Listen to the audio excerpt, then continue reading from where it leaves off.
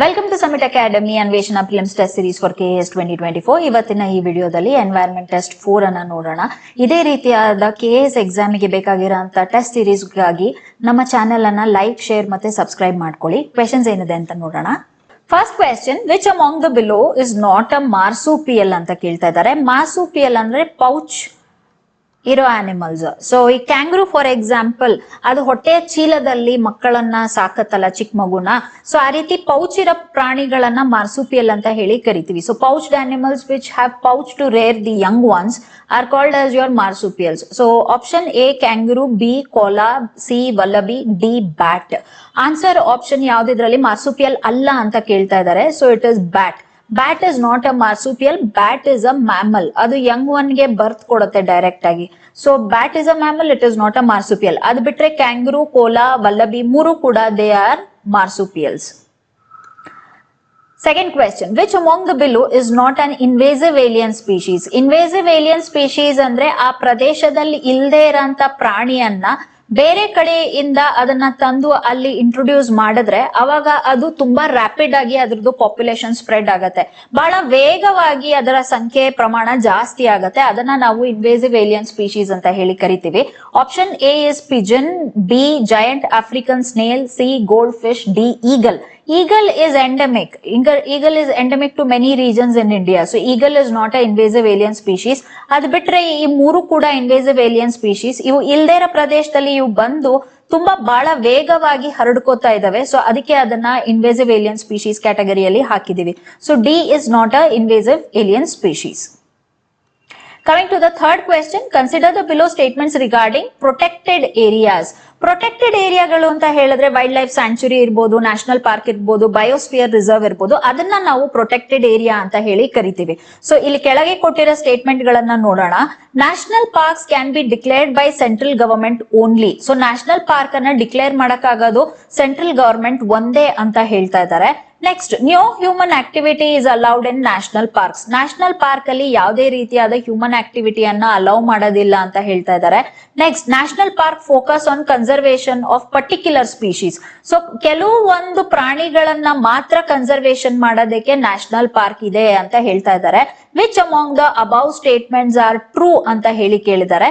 So ಯಾವ್ದು ಇದ್ರಲ್ಲಿ ಸರಿ ಅಂತ ನೋಡಕ್ ಹೋದ್ರೆ, ಫಸ್ಟ್ ಸ್ಟೇಟ್ಮೆಂಟ್ ನೀವು ತಗೊಂಡ್ರೆ national parks can be declared by central government only ಅಂತ ಕೊಟ್ಟಿದ್ದಾರೆ. So central government national park ಅನ್ನ ಡಿಕ್ಲೇರ್ ಮಾಡಬಹುದು, ಬಟ್ ಸ್ಟೇಟ್ ಗವರ್ಮೆಂಟ್ ಕೂಡ ಡಿಕ್ಲೇರ್ ಮಾಡ್ಕೋಬಹುದು. ಸೊ ಓನ್ಲಿ ಅನ್ನೋ ಪದ ಇಲ್ಲಿ ತಪ್ಪು. So it can be declared by central government, that is correct, but it can be declared by central government and state government. So only ಅನ್ನೋದು ತಪ್ಪಿದೆ. So first statement ತಪ್ಪು. Second statement ಬಂದು no human activity is allowed in national parks ಅಂತ ಹೇಳ್ತಾ ಇದ್ದಾರೆ. ಆ statement correct ಆಗಿದೆ. Human ಆಕ್ಟಿವಿಟಿನ ಆದಷ್ಟು ಪ್ರಿವೆಂಟ್ ಮಾಡ್ತಾರೆ, ಅಲೌ ಮಾಡೋದಿಲ್ಲ. ಅದೇ ನಿಮ್ಗೆ ವೈಲ್ಡ್ ಲೈಫ್ ಸ್ಯಾಂಕ್ಚುರಿ ಆದ್ರೆ ಅದರಲ್ಲಿ ಹ್ಯೂಮನ್ ಆಕ್ಟಿವಿಟಿಯನ್ನ ಅಲೌ ಮಾಡ್ತಾರೆ. ಓಕೆ, ಸೊ ಹ್ಯೂಮನ್ ಆಕ್ಟಿವಿಟಿಯನ್ನ ಅಲೌ ಮಾಡ್ತಾರೆ. ಬಯೋಸ್ಫಿಯರ್ ರಿಸರ್ವ್ ಅಲ್ಲೂ ಹ್ಯೂಮನ್ ಆಕ್ಟಿವಿಟಿನ ಅಲೌ ಮಾಡ್ತಾರೆ, ಬಟ್ ನ್ಯಾಷನಲ್ ಪಾರ್ಕ್ ಅಲ್ಲಿ ಆದಷ್ಟು ಹ್ಯೂಮನ್ ಆಕ್ಟಿವಿಟಿನ ಅಲೌ ಮಾಡೋದಿಲ್ಲ. Next, national park focus on conservation of particular species only. ಅದು ಕೂಡ ತಪ್ಪು. ವೈಲ್ಡ್ ಲೈಫ್ ಸ್ಯಾಂಕ್ಚುರಿಗಳು ಪರ್ಟಿಕ್ಯುಲರ್ ಸ್ಪೀಶೀಸ್ ಮೇಲೆ ಫೋಕಸ್ ಮಾಡ್ತವೆ. ಒಂದು ಸ್ಪೀಶೀಸ್ ಇರ್ಬೋದು ಅಥವಾ 2-3 ಸ್ಪೀಶೀಸ್ ಮೇಲೆ. ಬಟ್ ನ್ಯಾಷನಲ್ ಪಾರ್ಕ್ ಅಲ್ಲಿ ಇನ್ ಜನರಲ್ ಆ ಬರಂತ ಫುಡ್ ವೆಬ್ ಇರ್ಬೋದು ಅಥವಾ ಫುಡ್ ಚೈನ್ ಇರ್ಬೋದು ಅಥವಾ ನಿಮ್ಗೆ ಫುಡ್ ಪಿರಮಿಡ್ ಇರ್ಬೋದು, ಎಂಟೈರ್ ಪಿರಮಿಡ್ ನ ಕನ್ಸರ್ವೇಷನ್ ಮಾಡೋದಕ್ಕೆ ಅವರು ಟ್ರೈ ಮಾಡ್ತಾರೆ. So more than one species, focus is on more than one species. ಇವಾಗ ನೀವು ಫಾರ್ ಎಕ್ಸಾಂಪಲ್ ನಮ್ ಕಾಡುಗಳಲ್ಲಿ ಹೋದ್ರೆ ಕರ್ನಾಟಕದಲ್ಲಿ ಪ್ರಾಜೆಕ್ಟ್ ಎಲಿಫೆಂಟ್ ಇರುತ್ತೆ, ಪ್ರಾಜೆಕ್ಟ್ ಟೈಗರ್ ಇರುತ್ತೆ. ಸೊ 2 ಪ್ರಾಜೆಕ್ಟ್ ಒಂದೇ ನ್ಯಾಷನಲ್ ಪಾರ್ಕ್ ಅಲ್ಲಿ ಹಾಕಿರ್ತಾರೆ. So they do conservation of many species. Okay, so national park does not focus only on a particular species, it focuses on many species. So 2 statement ತಪ್ಪಿದೆ, ಒಂದು statement second ಮಾತ್ರ correct ಆಗಿದೆ. So let us look into the options. 2,3, 2,3, all of the above. So answer option is A, 2 only. Okay, so ಒಂದೇ statement correct ಆಗಿದೆ, ಮಿಕ್ಕಿದೆಲ್ಲ ತಪ್ಪು. Next, coming to the fourth question, which among the below states has the highest number of national parks in India? ಅತಿ ಹೆಚ್ಚು national park ಇರುವಂತ ರಾಜ್ಯ ಯಾವುದು ಅಂತ ಕೇಳ್ತಾ ಇದ್ದಾರೆ. Madhya Pradesh, Andaman and Nicobar, Assam, Kerala. So answer option is Madhya Pradesh. Madhya Pradesh ಅಲ್ಲಿ highest number of national parks ಇದೆ. ಇದು ಆರ್ಡರ್ ಅಲ್ಲೇ ಹಾಕಿದೀವಿ. ಮಧ್ಯಪ್ರದೇಶ್ ಅಲ್ಲಿ there are 11, Andaman and Nicobar ಅಲ್ಲಿ ದೇರ್ ಆರ್ 9. ಸೊ ಮಧ್ಯಪ್ರದೇಶ್ ಆದ್ಮೇಲೆ ಅಂಡಮಾನ್ ನಿಕೋಬಾರ್ ಬರುತ್ತೆ, ಅಂಡಮಾನ್ ನಿಕೋಬಾರ್ ಆದ್ಮೇಲೆ ಅಸ್ಸಾಂ ಬರುತ್ತೆ, ಅಸ್ಸಾಂ ಆದ್ಮೇಲಿಂದ ಕೇರಳ ಬರುತ್ತೆ. ಸೊ ಆರ್ಡರ್ ಅಲ್ಲೇ ಇದೆ. Madhya Pradesh has the highest number of national parks. Madhya Pradesh is also called as the state of tigers in India. State of tigers ಅಂತ ಹೇಳಿನೂ ಕೂಡ ಅದನ್ನ ಕರೀತಾರೆ. Next, fifth question. Which among the below focuses on conservation of both wildlife and forest inhabitants? It promotes sustainable development based on local community efforts through partnership between people and nature ಅಂತ ಹೇಳ್ತಾ ಇದೆ. So ಯಾವುದು ಈ ಕೆಳಗಿನದ್ರಲ್ಲಿ conservation of wild life ಮತ್ತೆ forest inhabitants ಅಂದ್ರೆ tribal people ಮತ್ತೆ wild life ಎರಡೂನು, ಪ್ರಾಣಿ, ಗಿಡ, ಮನುಷ್ಯರು, ಅಲ್ಲಿರೋ ಟ್ರೈಬಲ್ಸ್ ಮೂರನ್ನು ಕನ್ಸರ್ವ್ ಮಾಡಕ್ಕೆ ಟ್ರೈ ಮಾಡ್ತಾ ಇರೋದು ಯಾವುದು? ಮತ್ತೆ ಇದು ಸಸ್ಟೈನಬಲ್ ಡೆವಲಪ್ಮೆಂಟ್ ಅನ್ನ ಪ್ರಮೋಟ್ ಮಾಡತ್ತೆ. ಓಕೆ, ಸೊ ಎಲ್ಲಾನು ಲಿಮಿಟೆಡ್ ಆಗಿ ಯೂಸ್ ಮಾಡ್ಕೊಂಡು ನೇಚರ್ ನ ಹಾಳು ಮಾಡದೇ ಇದ್ದಂಗೆ ಬದುಕೋದನ್ನ ಅದು ಪ್ರಮೋಟ್ ಮಾಡತ್ತೆ. Based on local community efforts. So ಅಲ್ಲಿರೋರೆ, ಆ ಲೋಕಲ್ ಕಮ್ಯುನಿಟಿ ಅವರೇ ಎಫರ್ಟ್ ಹಾಕಿ ಆ ರೀತಿ ಸಸ್ಟೈನಬಲ್ ಡೆವಲಪ್ಮೆಂಟ್ ನ ಪ್ರಮೋಟ್ ಮಾಡ್ತಾರೆ. ಅದ್ರಲ್ಲಿ ಪೀಪಲ್ ಮತ್ತೆ ನೇಚರ್ ಮಧ್ಯೆ ಒಂದು ಪಾರ್ಟ್ನರ್ಶಿಪ್ ಇರುತ್ತೆ. ಅವ್ರು ನೇಚರ್ ನ ಜಾಸ್ತಿ ಹಾಳು ಮಾಡೋದಿಲ್ಲ, ನೇಚರ್ ಜೊತೆಗೆ ಹೊಂದ್ಕೊಂಡಂಗೆ ಅವ್ರದ್ದು ಅಲ್ಲಿ ಕಲ್ಚರ್ ಡೆವಲಪ್ ಆಗಿರುತ್ತೆ. ಸೊ ಈ ರೀತಿಯಾದದ್ದು ಯಾವುದು ಅಂತ ಕೇಳ್ತಾ ಇದ್ದಾರೆ. So answer option is national park, wildlife sanctuary, biosphere reserve, community reserve. So answer option is C, biosphere reserve ಅಂತ ಹೇಳ್ತೀವಿ. ಸೊ ಬಯೋಸ್ಫಿಯರ್ ರಿಸರ್ವ್ ಗಳು ಬೋತ್ ಅಲ್ಲಿರೋ ಹ್ಯೂಮನ್ ಪಾಪ್ಯುಲೇಷನ್ ಮತ್ತೆ ನೇಚರ್ ಎರಡನ್ನೂ ಕನ್ಸರ್ವ್ ಮಾಡಕ್ಕೆ ಟ್ರೈ ಮಾಡ್ತವೆ. So biosphere reserve is recognised by UNESCO. So ಯುನೆಸ್ಕೋದವರು ಇದನ್ನ ರೆಕಗ್ನೈಸ್ ಮಾಡ್ತಾರೆ. ಯುನೆಸ್ಕೋದವರು ರೆಕಗ್ನೈಸ್ ಮಾಡಿ ಆ ಸ್ಟೇಟಸ್ ಅನ್ನ ಕೊಡ್ತಾರೆ. Okay, so answer option is C. Next, sixth question. Consider the below statement concerning hotspots. Hotspot ಗೆ ಸಂಬಂಧಪಟ್ಟಂಗೆ ಯಾವುದು ಸರಿಯಾಗಿದೆ ಅಂತ, ಯಾವ್ದಾವ್ದು ಸ್ಟೇಟ್ಮೆಂಟ್ ಇದೆ ಅಂತ ಕೇಳ್ತಿದ್ದಾರೆ. The term was ಕಾಯಿನ್ಡ್ by Norman mayors. So Norman mayors ಅನ್ನೋರು ಈ ಹಾಟ್ಸ್ಪಾಟ್ ಅನ್ನ ಹೆಸರನ್ನ ಕೊಟ್ಟಿದ್ದು ಅಂತ ಹೇಳ್ತಾ ಇದ್ದಾರೆ. Hotspots have lost at least 70% of their habitat. So ಅವ್ರದ್ದು 70% ಅಷ್ಟು ಪ್ರದೇಶನ ಕಳ್ಕೊಂಡ್ಬಿಟ್ಟಿದಾವೆ ಅವು.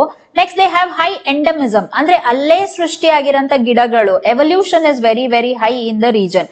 ಜೆನೆಟಿಕ್ ಡೈವರ್ಸಿಟಿ ತುಂಬಾ ಜಾಸ್ತಿ ಇರುತ್ತೆ, ಜೀನ್ಸ್ ತುಂಬಾ ಜಾಸ್ತಿ ಇರೋದ್ರಿಂದ ಅಲ್ಲಿ ಎವಲ್ಯೂಷನ್, ಹೊಸ ಹೊಸ ತರ ಪ್ರಾಣಿಗಳು ಅಲ್ಲೇ ಸೃಷ್ಟಿಯಾಗಿರ್ತವೆ, ಅಲ್ಲೇ ಹುಟ್ಕೊಂಡಿರ್ತವೆ, ಅಲ್ಲೇ ಎವಲ್ಯೂಟ್ ಆಗಿರ್ತವೆ. ಅದನ್ನ ಹೈ ಎಂಡಮಿಸಮ್ ಅಂತ ಹೇಳ್ತಾರೆ.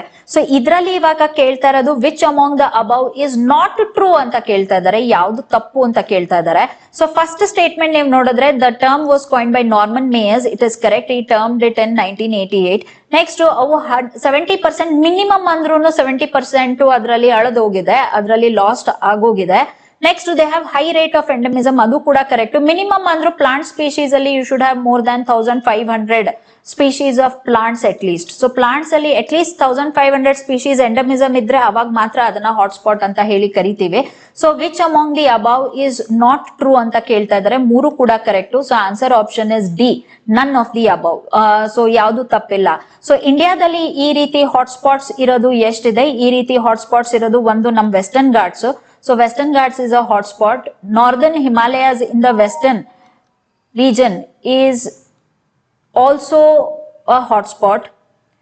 Indo-Burma region, andre idu Eastern Himalayas and your Northeast India. So Indo-Burma region ಒಂದು. ಇನ್ನೊಂದು ಸುಂಡಾಲ್ಯಾಂಡ್ ಅಂತ ಹೇಳ್ತಾರೆ. ಸುಂಡಾಲ್ಯಾಂಡ್ ಅಂತ ಹೇಳಿದ್ರೆ it is your Andaman and Nicobar. So Andaman and Nicobar is also a hotspot. So these are the 4 hotspots of India. Next, seventh question. Which among the below is incorrectly matched. ಯಾವುದು ತಪ್ಪಾಗಿದೆ ಅಂತ ಕೇಳ್ತಾ ಇದ್ದಾರೆ. Project tiger, option A project tiger 1972, project elephant 1992, project snow leopard 2009, project rhino 2005. So ಈ project ಗಳು ಯಾವ year ಅಲ್ಲಿ launch ಆಗಿರೋದು ಅಂತ ಕ್ವೆಶ್ಚನ್ ಇದೆ. ಸೊ ಪ್ರಾಜೆಕ್ಟ್ ಟೈಗರ್ ಲಾಂಚ್ ಆಗಿದ್ದು 1973 ಅಲ್ಲಿ. ಇನ್ನು ಎಲಿಫೆಂಟ್ 1992, ಸ್ನೋ ಲೆಪರ್ಡ್ 2009 ಮತ್ತೆ ರೈನೋ 2005 ಇದೆ. ತಪ್ಪು ಆಪ್ಷನ್ ಬಂದು first one, project tiger. Project tiger was launched in 1973. So answer option is A. Next, eighth question. Which among the below chemicals is responsible for biomagnification and death of vulture. So vulture ರಣಹದ್ದುಗಳು ತುಂಬಾ ಸತ್ತೋಗ್ಬಿಟ್ಟಿದಾವೆ, ಅವು ತುಂಬಾ ಜಾಸ್ತಿ extinct ಆಗ್ತಾ ಇದಾವೆ. So ಯಾವ chemical ಅದರಲ್ಲಿ ಬಯೋಮ್ಯಾಗ್ನಿಫಿಕೇಶನ್ ಆಗ್ತಾ ಇದೆ ಅಂತ. ಸೊ ಹಿಂದಿನ ಕ್ಲಾಸ್ ಅಲ್ಲಿ ನಾವು ಮಾಡಿದೀವಿ ಬಯೋಮ್ಯಾಗ್ನಿಫಿಕೇಶನ್ ಮತ್ತೆ ಬಯೋ ಅಕ್ಯುಮುಲೇಷನ್ ಟಾಪಿಕ್ ಅನ್ನ in test 2. So you can check that video. So ಇದರಲ್ಲಿ ಬಯೋ ಅಕ್ಯುಮುಲೇಷನ್ ಅಂದ್ರೆ ಪೊಲ್ಯೂಟೆಂಟ್ ಎಂಟರ್ ಆಗೋದು ಫುಡ್ ಚೈನ್ ಅನ್ನ, ಅದು ಒನ್ ಟ್ರೋಫಿಕ್ ಲೆವೆಲ್ ಇಂದ ಇನ್ನೊಂದು ಟ್ರೋಫಿಕ್ ಲೆವೆಲ್ ಹೋದಾಗ ಅದು ಮ್ಯಾಗ್ನಿಫೈ ಆಗತ್ತೆ, ಅದ್ರದ್ದು ಪ್ರಮಾಣ ಜಾಸ್ತಿ ಆಗ್ತಾ ಹೋಗುತ್ತೆ.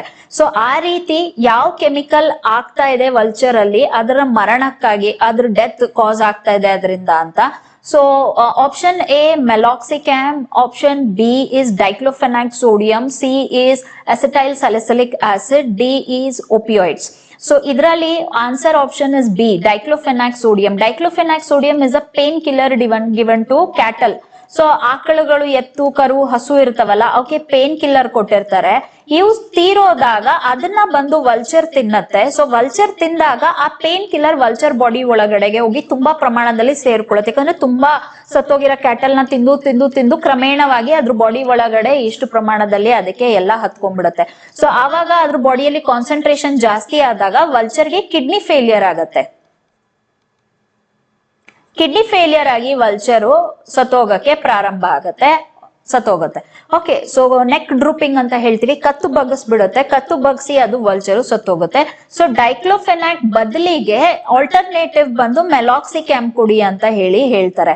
ಸೊ ಮೆಲಾಕ್ಸಿಕ್ಯಾಮ್ ಕೊಟ್ರೆ ವಲ್ಚರ್ಗೆ ಅವಾಗ ಕಿಡ್ನಿ ಫೇಲಿಯರ್ ಆಗಲ್ಲ, ಬಯೋ ಅಕ್ಯುಮುಲೇಷನ್ ಆಗೋದಿಲ್ಲ. ಡೈಕ್ಲೋಫೆನಾಕ್ ಸೋಡಿಯಂ ಬಯೋ ಅಕ್ಯುಮುಲೇಷನ್ ಆಗುತ್ತೆ. So meloxicam is a alternative of your diclofenac sodium which will not affect the vulture. So vulture ಗೆ ಏನು ಎಫೆಕ್ಟ್ ಆಗೋದಿಲ್ಲ ಮೆಲಾಕ್ಸಿಕ್ಯಾಮ್ ಕೊಟ್ರೆ. ಸೊ ಇದರಲ್ಲಿ answer option is B. Next D, Hollongapar sanctuary is famous for. Hollongapar ಸ್ಯಾಂಕ್ಚುರಿಯಲ್ಲಿ ಏನ್ ಸಿಗುತ್ತೆ famous ಅಂತ ಕೇಳ್ತಾ ಇದ್ದಾರೆ. ಸ್ಲೋ ಲೋರಸ್, ಪಿಗ್ಮಿ ಹಾಗ್, ಹುಲುಕ್ ಗಿಬಾನ್, Chiru. So answer option is C, ಹುಲುಕ್ ಗಿಬಾನ್. ಹುಲುಕ್ ಗಿಬಾನ್ is the only primate of India. ಒಂದೇ ಪ್ರೈಮೇಟ್ ಇಂಡಿಯಾದಲ್ಲಿ ಸಿಗೋದು. So only primate in India is your ಹುಲುಕ್ ಗಿಬಾನ್. So ಹುಲುಕ್ ಗಿಬಾನ್ ಸಿಗೋದು ಹುಲಂಗ್ಪಾರ್ ಸ್ಯಾಂಕ್ಚುರಿಯಲ್ಲಿ ಸಿಗುತ್ತೆ. Next 10th question, snow leopard is not found in which among the below national parks ಅಂತ ಕೇಳ್ತಾ ಇದ್ದಾರೆ. ಎಲ್ಲಿ ಸಿಗಲ್ಲ ಅಂತ ಕೇಳ್ತಾ ಇದ್ದಾರೆ.